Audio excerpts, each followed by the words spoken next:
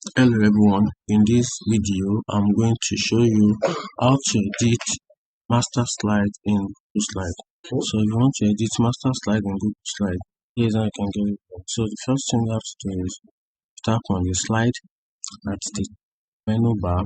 Just tap on slide, then move down a little bit, then you tap on edit themes. So from here you can have the list of all the slides. So you tap on the first one, which is the master edit. So from here edit the theme title one. You can change the theme title, or if there's anything you want to adjust from other slide, you can do it from this master slide up here. Then once you do that, then it will automatically reflect on the slide. So that is how to edit master slide.